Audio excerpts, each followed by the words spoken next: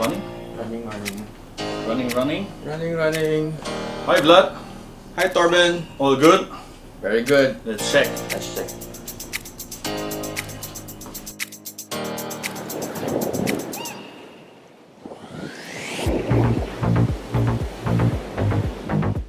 Hi guys, we're back at Pacifica Dive at 2226 Chino Rosas, Makati, and I'm here with Torben. Hi Torben. Hi Vlad. And we're going to talk about balance and unbalance first stage. Yes, again, popular topic. People ask us all the time, what's the difference between a balanced first stage and an unbalanced first stage, and which is right for me or which is correct for the application. So let's start with the most popular first stage, produced since more than 30 years, almost unchanged.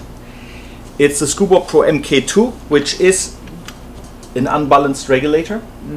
So exactly like on an unbalanced and balanced first stage, an unbalanced regulator means this regulator is not unaffected by depth and by tank pressure. So how does this regulator work? Let me show you in the bigger picture. So this is an MK2 yoke regulator. We have the high pressure air from the tank come in, pass through the filter and stand by in the chamber here. This is connected to the high pressure port going to our pressure gauge. That's how we can see how much air we have on the pressure gauge. Now, when this regulator is unpressurized, or when this regulator is delivering air, this whole piston assembly from the yellow seat that you see here down to the whole T part is recessed, and the air is allowed to flow past the crown on both sides into the light blue low pressure area. This low pressure area delivers the air through the low pressure hoses to the second stage octopus and to the inflator hose. So the pressure reduction happens at this point. It's a fairly small area, and only the piston assembly moves. So we have the flexing spring shown here green, cut away in half, and when we deliver air here, the pressure, this area here, is connected to the area below the piston. So the pressure drops here because we use air, we breathe in. That automatically makes the pressure drop in this area. The spring pushes the piston down and the valve opens. When we stop breathing, the air keeps flowing up to the point that the pressure under the big T part, under the big piston, will build up and push the whole piston upwards. And that motion closes the connection and closes the opening between the crown and the seat, and the airflow stops. Therefore, one breathing cycle means it's one pressure cycle here and one movement cycle. So every breath, this valve will open and close. Every time we demand air, the regulator will build up the intermediate pressure again. So why is this unbalanced? Very simple. Because if my tank pressure drops, I have less pressure working on this valve, but the spring tension stays the same. The spring tension needs to be strong enough to work against the tank pressure of more than 200 bar, on a DIN version even 300 bar.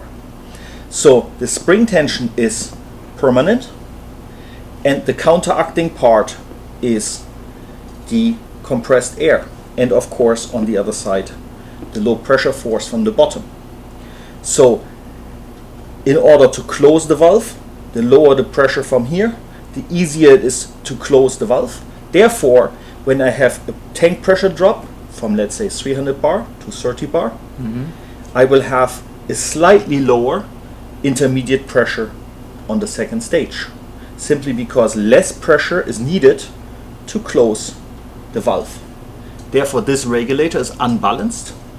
Unbalanced in the sense of the intermediate pressure is slightly affected by the tank pressure of the Will coming from the that cause a little bit a higher breathing resistance effort? Yes, of course. When the tank pressure goes down. Of course, especially when you use this in combination with an unbalanced second stage, which is again not compensated against the intermediate pressure. Then of course towards the end of the dive, the breathing resistance will go up ever so slightly. So it is not compensated against these factors. Of course, we have on this regulator as well, just to complete that, we have here this dark blue portion. That's the water chamber, and that is the water assisting the valve, the piston to open. So if I increase my water pressure here, I need to basically generate the same difference in pressure between the water and the intermediate pressure, and in order to close the valve. So therefore, the intermediate pressure is adjusted to the diving depth automatically. So this pressure is not permanent. It is always permanent above ambient pressure. So the regulator will automatically compensate for the water pressure, but it can't completely compensate for the tank pressure. Therefore unbalanced. Oh, okay.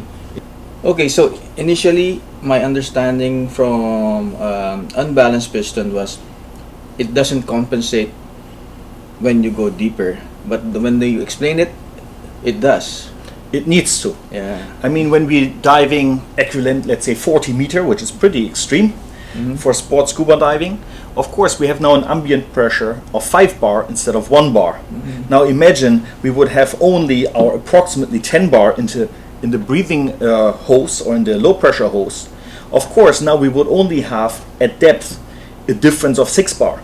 That wouldn't be sufficient to make a second stage work correctly. So therefore the regulator needs to compensate and needs to add the water pressure to the intermediate pressure. So the difference between the ambient pressure and the hose pressure is as much as possible unaffected. There you go, guys. So that's the unbalanced piston. Yes, that's the unbalanced piston. Now let me show you in the parts for real. This is a cutaway model again. So we have the yoke screw at the top. We have our sinter filter in here that filters the air. The air travels down and goes through the orifice and meets the piston right here. So as you can see, there's a space here, and the space is here because obviously this regulator is not pressurized.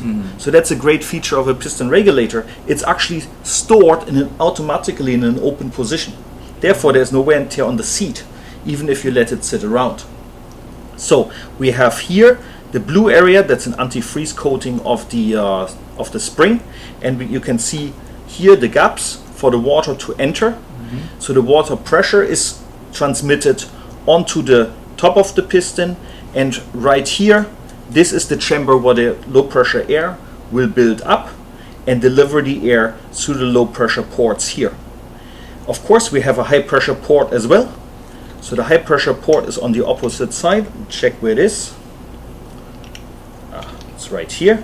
That's the high pressure port, and there's a tiny hole that is actually shut between the high pressure portion and the between the high pressure chamber and the pressure gauge connection. Okay, so even if you have a hose rupture, there is very little air actually escaping on these Scuba Pro regulators, because the hole between the high pressure chamber and the high pressure port is tiny. There, so that is the function.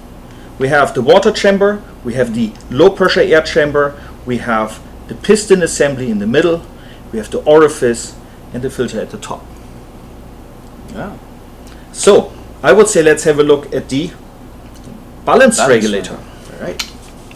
So balance regulator is, for example, the Scuba Pro MK25. That's exactly what we have here, the latest version, the Evo. And how does something like this look inside? So we have here an MK25 regulator. We have again the air go inside the regulator, and there is the high pressure air is sits around the whole piston assembly which you have here.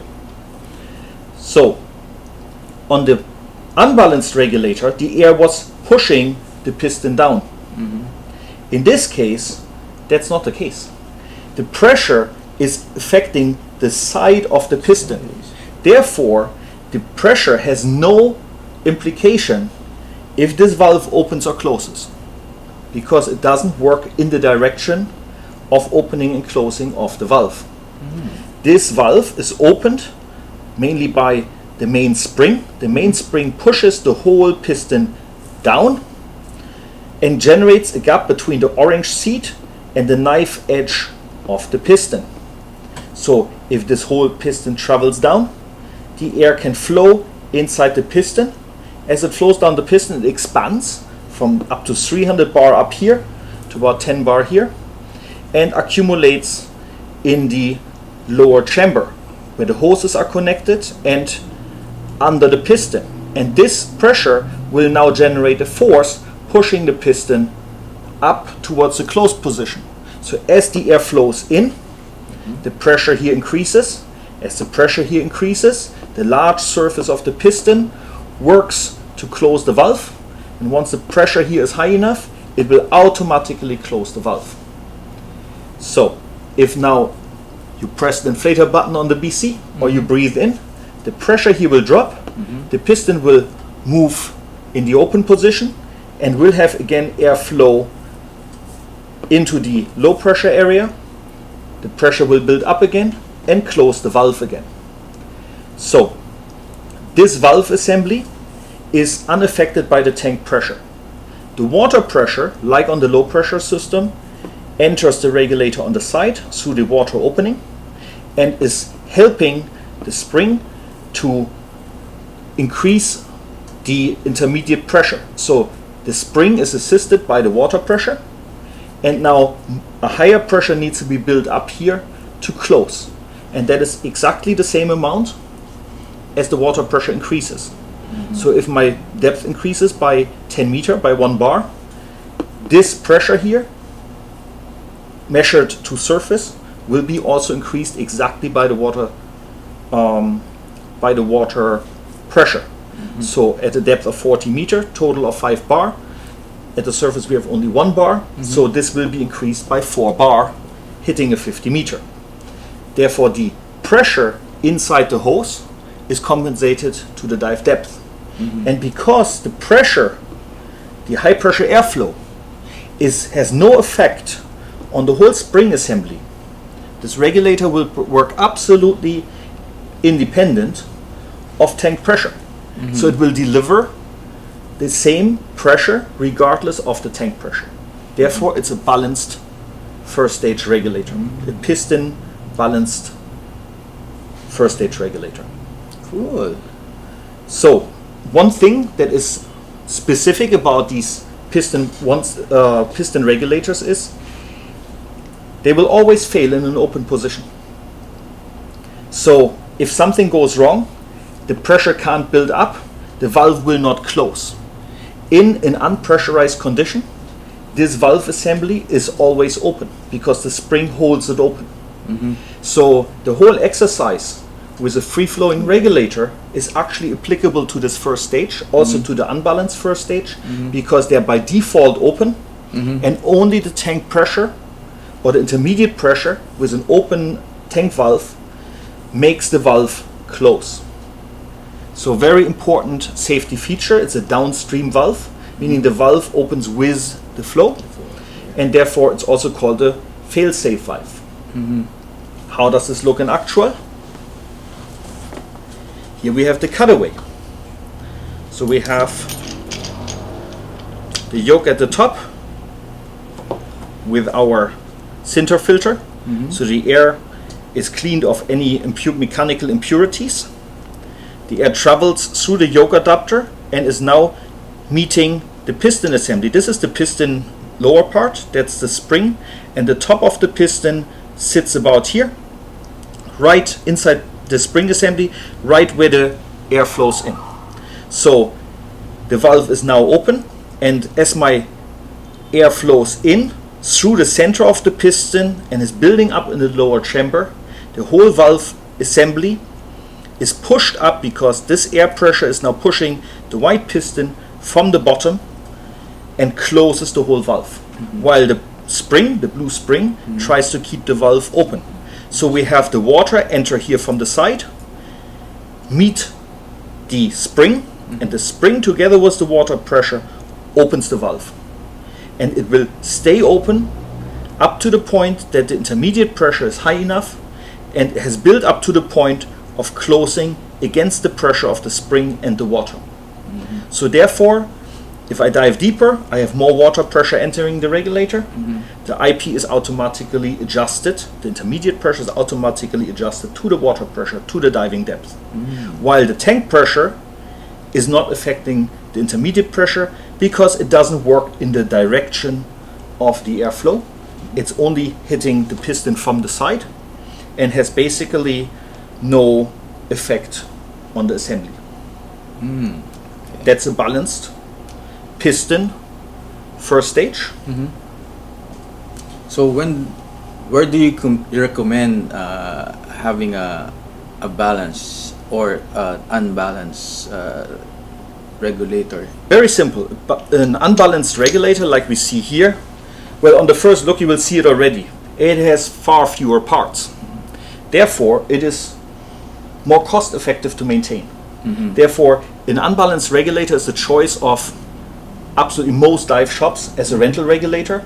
It's also used for scuba training in the swimming pool, where we simply don't have the big impact of a changing breathing resistance in combination with depth or with tank pressure. So this unbalanced regulator is simply more cost effective to maintain. Therefore, as a secondary backup regulator, stage regulator, it has absolutely its place. And a lot of people use it in the rental fleets. As a personal regulator, I would always recommend a balanced piston first stage, like this one. And the simple reason is, you don't know where your diving will take you eventually. That's true. These regulators have pretty much no depth range. So this regulator is used as well for a 10-meter fun dive or a 100-meter trimix dive. These regulators are fully nitrox convertible, so we can run them on 100% oxygen for stage applications. Out of the box, 40% nitrox, no problem. So therefore, a regulator like this is future-proof. You buy the first one, you might add the second one for a second backgas for double tanks, and as you develop in your diving career and you go deeper and further, this regulator will grow with your needs or will meet the needs. At the same time, it gives you an extremely high airflow. This is very important, and that is why I recommend this regulator specifically to people that lead dives. If it is a dive guide, a dive master, a dive instructor, and the reason is that the airflow through the center of the piston is such a big opening that even at very low tank pressure, you get a vast amount of air out of the low pressure ports. While on an unbalanced design, or we will have a look later at the diaphragm systems, the opening is simply much smaller. Therefore, if the tank pressure drops, and at the same time you have two people heavy breathing on your main regulator octopus, and you try to inflate the BCD at the same time, it gets, let's say, challenging. Therefore, a piston regulator will always be the best bet there. I always recommend to my students, whenever getting your regulator, your first go for the balanced one already, because you don't know where your diving will take you in the future. So at least your equipment is already to cope up with any advancement in your diving career. That's you correct. Go advanced, you do nitrox, you want to go deeper, you don't need to upgrade your equipment anymore. That's correct. So a balanced first stage is always a good choice. If you don't have the budget, then go with an unbalanced second stage first, or two unbalanced second stage first. You can always upgrade quite easily and cost effective just a second stage and change one out, turn it into an octopus, turn it into a spare regulator, turn it into a stage regulator. But the first stage is actually where the work happens. Many people talk also about icing of these regulators. Now these regulators with the blue coating inside the Evo models are absolutely ice improve to 4 degrees Celsius. Fortunately, we don't have these diving conditions anywhere near us. But if ever you go somewhere that is cold, right? Well, I have been diving with the Piston ice or freeze resistant regulators to 180 feet in freshwater lakes that were actually 4 degrees. Have been working flawless and very happy with them. No reason to change. Tried and tested. Tried and tested. If you have any questions about this, put it in the comments and we will answer. There you go, guys. So thanks again, Torvin, for new knowledge for me and also for our viewers out there. And we'll see you guys again on our next episode. Cheers, guys. See you underwater.